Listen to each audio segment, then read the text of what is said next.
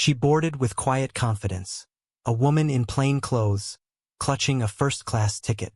But what followed was a symphony of humiliation, prejudice, and silence. Stripped of dignity and reassigned to coach, she never raised her voice, never revealed the truth. Because this wasn't just any passenger. This was the wife of the man who owned the entire airline. And now, as the jet takes an unexpected detour, the world is about to witness what real power looks like. But when the truth finally lands, one question remains. Why did she stay silent for so long? Clara Bennett stepped into the glowing terminal of Atlas Air with no makeup, wearing a faded cardigan and a worn canvas bag slung over one shoulder. Her ticket had first class, printed clearly in bold font. But her appearance sparked second glances the moment she passed through security. She didn't seem the type. Her posture was humble, her voice nearly a whisper when she asked the gate agent where to line up. Around her, a swarm of designer coats, luxury handbags, and gleaming suitcases painted the scene of excess. Clara, in contrast, moved like a ghost through opulence. When boarding began, she approached the priority lane, only to be met with a raised eyebrow and a condescending glance from the attendant. "Ma'am, this line is for first-class passengers," the woman said sharply, scanning her up and down. Clara smiled softly, held up her boarding pass, and replied, "Yes, I know." Still, the attendant leaned over to whisper something to a nearby colleague, and after a moment of hushed conversation, they reluctantly allowed her to pass. Inside the plane, the air was cool and fragrant, the lights dimmed to a calming blue. Clara found her seat 2A, near the window. She barely had time to sit down before a tall flight attendant with a chiseled jaw and clipboard approached her. "Excuse me," he said, clipped and cold. "This section is reserved for our premium guests. You may have made a mistake." She handed him her boarding pass without resistance. He studied it, confused, then called over another crew member. They examined her ID, the booking confirmation, and even called the gate. Tension bubbled. One attendant leaned in and asked loudly, "Where did you get this ticket?" Passengers nearby turned their heads. A few chuckled. Clara, cheeks reddening, quietly responded, "My husband booked it for me." The phrase, innocent as it was, triggered an instant assumption. She must have used someone else's miles, perhaps a mistake. She was promptly asked to stand. Her belongings lifted from the overhead bin, and she was escorted down the aisle with hushed apologies that didn't mask the pity in their eyes. As she made the humiliating walk past rows of smirking passengers, no one spoke up. Her first-class seat was reassigned to a glamorous woman in a fur coat who had loudly demanded an upgrade moments earlier. Clara's new seat was in economy, 39B, squeezed between two strangers. The air was stuffier, the legroom nearly non-existent, and the meal menu, if it could be called that, a shadow of the luxurious options up front. Yet Clara didn't complain. She offered her window seat to the elderly man beside her and quietly read a paperback novel she pulled from her bag. But what no one noticed was the way her fingers trembled slightly as she turned each page, or how her eyes glistened in the dim reading light. She wasn't hurt because she had been demoted. She was hurt because she had expected kindness, a simple dignity, and found none. Far from the aisle where whispers still floated about the strange woman in first class, Clara settled into the rhythm of the engines and stared ahead in silence, waiting for the skies to deliver more than just altitude. Far from the polished corridors of airports and the glint of luxury jets, Clara Bennett's life unfolded in the quiet cradle of Ashford Valley, a town so small it didn't even have a traffic light. Here, among winding dirt paths and sprawling oak trees, Clara found peace. Her days began early, not with meetings or media appearances, but with the soft rustle of leaves and the sound of watering cans clinking against stone planters. She ran a modest community garden, not for profit but to feed the elderly and the poor. The townspeople called her Miss Clara, a title she accepted with a smile, though she could have easily demanded much more. She lived in a weather-worn cottage at the edge of town, where wildflowers grew unchecked and the mailbox leaned slightly to one side. Few people knew who she really was. Even fewer would have guessed she was married to Richard Bennett, the billionaire owner of Sky Atlas Corporation, one of the largest private airline groups on the planet. Clara and Richard had met 12 years earlier, not at a gala or conference, but in a public library in Seattle. He was hiding from reporters after a controversial acquisition. She was there tutoring a foster child in reading comprehension. Their lives, impossibly distant in wealth and experience, had collided like quiet waves meeting a cliff. Richard, weary of opulence and constantly surrounded by sharks in suits, had been drawn to Clara's complete indifference to wealth. She didn't care about money. She didn't even own a TV. They had dinner at a diner that night, and 3 months later, eloped quietly with no press and no prenup. But the world wasn't kind to Clara when it found out. Socialites scoffed. Business magazines speculated. Rumors swirled about a charity case who snagged a mogul. The noise was deafening, so she stepped away from it all. At her request, Richard agreed to keep her out of public company matters. She didn't want bodyguards, fancy cars, or assistants. She didn't even want a shared bank account. Over the years, Clara built her life far from the skyscrapers and stock tickers. Her world was soil and seeds, meals cooked from scratch, and books read aloud to children at the public library every Thursday afternoon. She wore hand-me-down clothes and drove a rusty pickup truck. She never touched social media. To her neighbors, she was the woman who donated fresh vegetables every Sunday, who baked pies for sick children, who showed up to town meetings with a tin of oatmeal cookies and a smile. She didn't flaunt her last name. Most folks just knew her as Miss Clara from the Ridge. Her life was a protest in stillness, a rebellion wrapped in humility. But she still loved Richard deeply. They spoke each evening by phone or satellite call, depending on where his jet had landed. He respected her world, and she, in turn, never demanded he leave his. Yet even love has limits when tested by invisibility. Clara's decision to fly to Geneva, in first class no less, had been a small step toward something different. Richard had insisted she travel in comfort for once, especially after her recent health scare. A dizzy spell that left her unconscious in the garden for over an hour. He had begged her, and she had relented, thinking perhaps she could balance both worlds, just for a while. But she never expected that a simple flight would become a public indictment of her worth. She had lived her entire life proving she didn't need attention, that kindness could bloom in anonymity.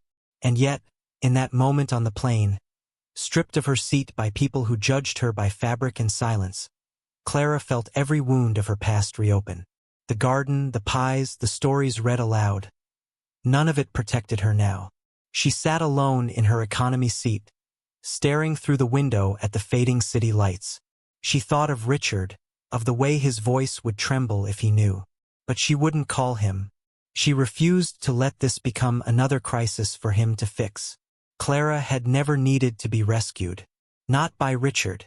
Not by anyone. Yet deep within her, a storm had started. Not of rage, but of reckoning. Because while Clara might not have wanted the power tied to her name, she was beginning to realize she may need to wield it.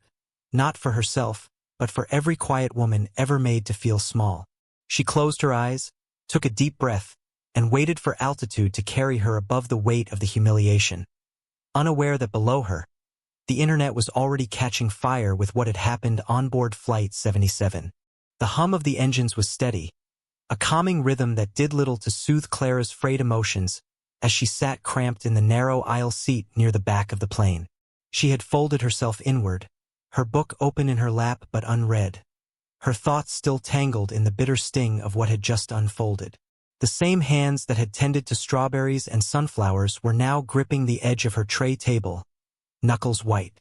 Across the cabin, a child giggled, and the scent of reheated pasta wafted through the recycled air. It was a different world back here, far removed from the champagne and silk pillows of first class. Clara glanced at the overhead bins, where her modest bag now sat, its tag still showing the first-class label, as if to mock her. A teenage girl across the aisle had been watching her for some time. Her name, Clara would later learn, was Mila, a wide-eyed dreamer who reminded her of herself at that age. Mila leaned over eventually and, with a soft smile, offered Clara a pack of cookies. "I saw what happened," she whispered.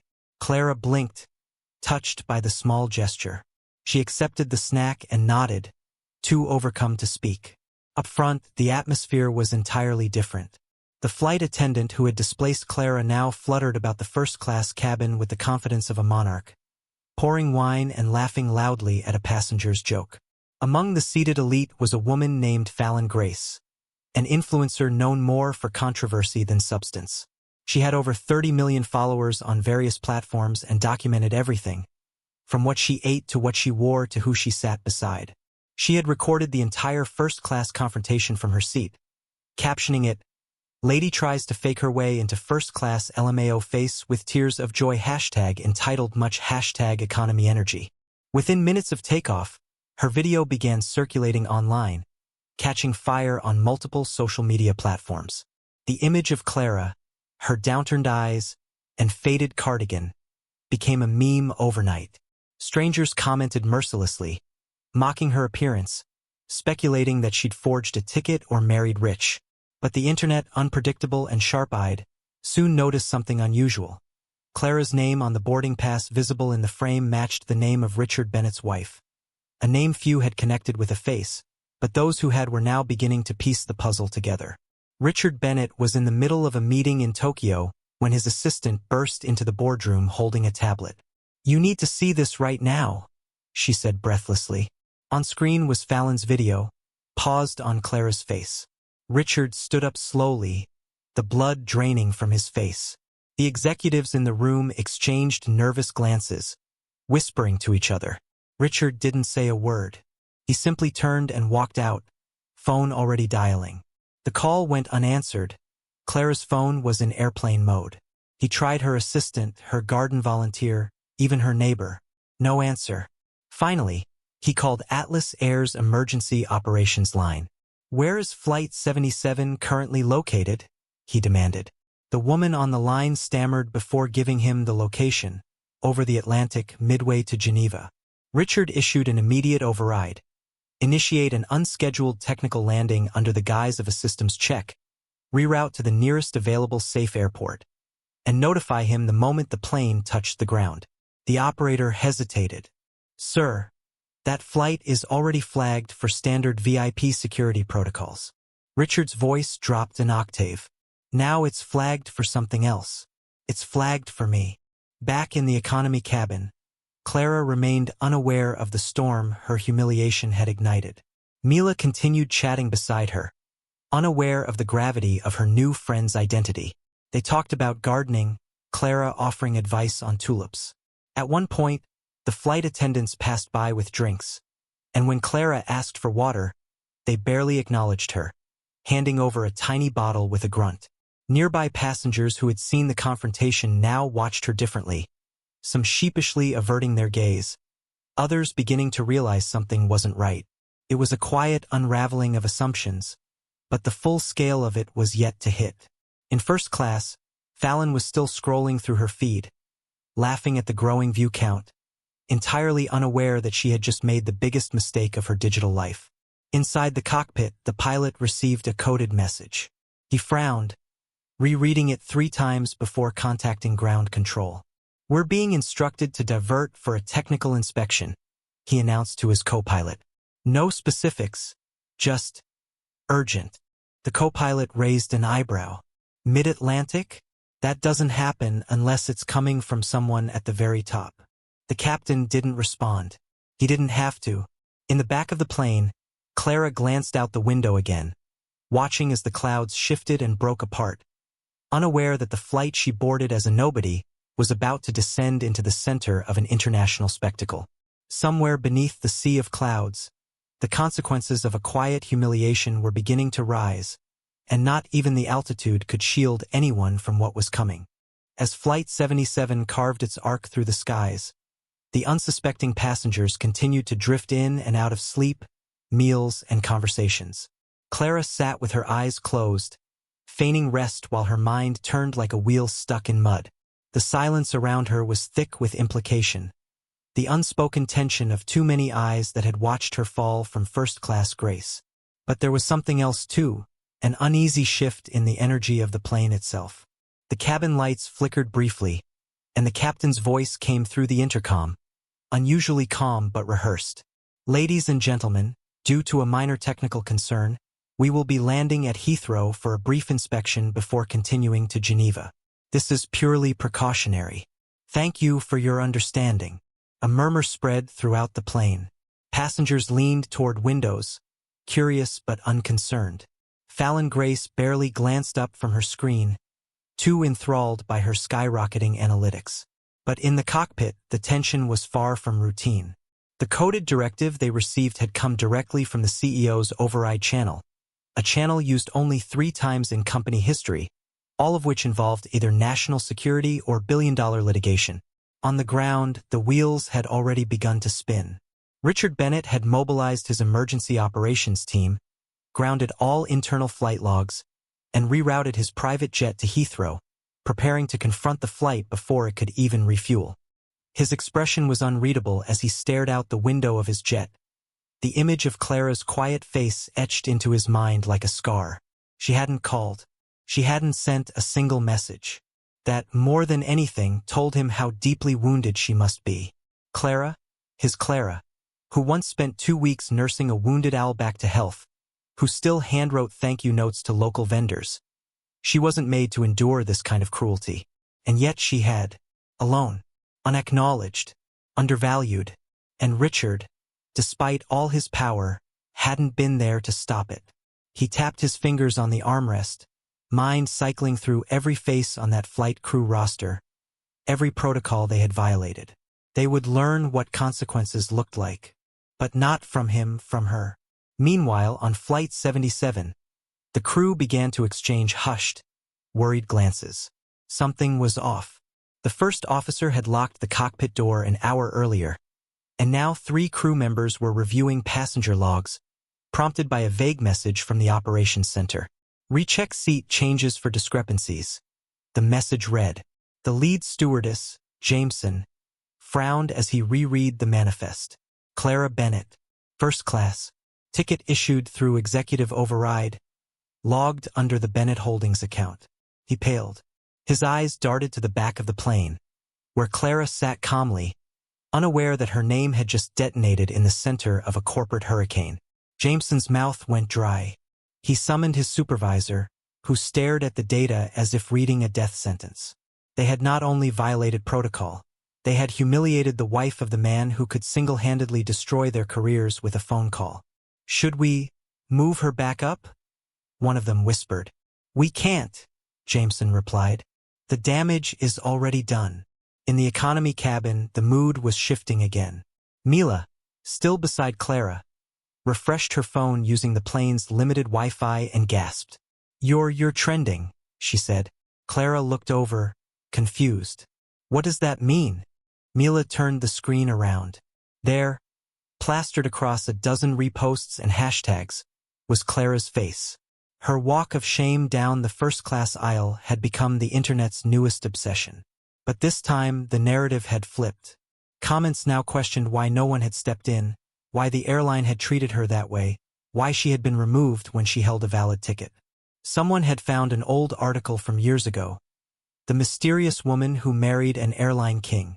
Photos of a younger Clara in gardening gloves surfaced. The internet, brutal and fickle, had gone from ridicule to reverence in under 6 hours. Mila looked stunned. You're, like, the actual boss's wife. Clara said nothing, just stared at the screen and blinked slowly, her heartbeat suddenly loud in her ears. The flight crew received another directive from the ground. No contact with Clara Bennett until further notice. She was to remain undisturbed until Richard's arrival. A stewardess nearly dropped her tray when she read the name. Another burst into tears in the galley. Jameson, pale as parchment, removed himself from the cabin entirely and began drafting an apology letter in the bathroom. Meanwhile, Fallon Grace finally noticed something was wrong. Her post had gone viral in ways she didn't expect. Not just likes and laughs, but fury. Sponsors were dropping her in real time. The comments section turned into a war zone, attacking her cruelty, her arrogance. She had turned the lens on the wrong person, and now it was snapping back with teeth. She reached for the call button, summoning a crew member. "Can I speak to that woman again?" she asked. "I want to apologize." The attendant barely looked at her. "It's too late for that," she said and walked away. As the plane descended toward London, a strange hush settled over the aircraft. Clara sat still, clutching the cookies Mila had given her. She stared forward, not at the luxury she'd been denied, but at the unseen lines that divided people: wealth, appearance, language, pride. Her silence wasn't born of fear anymore. It was choice. It was power. And in that silence, a reckoning was coming, slow and sure, wrapped in tailored suits and private landing clearances. Somewhere ahead on the tarmac, her husband was waiting, not to defend her, but to give her the floor she had never asked for, and which now, the world was about to hear from, louder than ever before. The wheels of Flight 77 kissed the tarmac with a gentle bump, but the tension inside the cabin jolted like a storm hitting glass. The moment the aircraft taxied to a discreet section of Heathrow's private terminal, a flurry of motion erupted behind the scenes. 3 black vehicles rolled up to the aircraft stairway, flanked by plainclothes security and a flight operations manager who looked like he hadn't slept in a week. Word had spread among the ground crew. The CEO himself was en route, and someone aboard the flight was in serious trouble. Inside the plane, the intercom buzzed. "Ladies and gentlemen, we've arrived in London for a brief safety inspection. Please remain seated. A few officials will be boarding momentarily to assist with protocol." No one moved, but everyone began to whisper. Passengers craned their necks toward the front cabin, and the hum of speculation grew louder. Clara, seated silently near the back, still hadn't touched her book again. She had seen the news alerts on Mila's phone, read the swelling tide of commentary, and stared at her own face plastered across a screen. But now, as she looked through the window at the airport staff lining up outside, her calm exterior began to crack. There was something different in the way the crew moved, stiffer, more cautious. A man in a dark suit walked up the stairway, clipboard in hand, flanked by 2 others wearing earpieces. Behind them, emerging from the second vehicle, was a tall, silver-haired man in a navy wool coat. The moment his shoes touched the tarmac, the energy on board shifted. Every flight attendant stood up straighter. Every whisper stopped short. Clara's breath caught in her throat. Richard was here. He entered the aircraft like a shadow with weight, deliberate, unreadable, and somehow louder than the engines outside. He didn't pause in first class, didn't acknowledge the flight attendants, didn't speak to the murmuring passengers trying to piece together who he was. He moved past them all, his eyes fixed forward, his steps echoing down the aisle like a gavel about to strike. Fallon Grace shrunk in her seat, instinctively turning her face away, but Richard never looked her direction. As he approached the economy section, people began to realize who he was. A gasp rippled down the cabin. Phones were raised, lips parted, but no one dared speak. Richard stopped in front of seat 39B. His wife looked up at him, expression unreadable. Her cardigan hung loose around her shoulders, her hands folded neatly in her lap. For a heartbeat, neither of them spoke. And then Richard bent down and kissed her forehead gently. The cameras flashed, and with that single act, the world outside the plane was set ablaze. "This woman," Richard began, turning to the stunned passengers and crew, his voice cool but piercing, "is Clara Bennett, my wife, and co-owner of this airline." He let the words sit in the air, heavy and absolute. "Today, your staff violated not only policy but basic human decency. They made assumptions. They acted without grace. And they reminded us all that prejudice still lives in the very air we fly through." He stood tall, his gaze sweeping over the trembling flight attendants and gawking first-class passengers. "We didn't build this airline to serve appearances. We built it to serve people.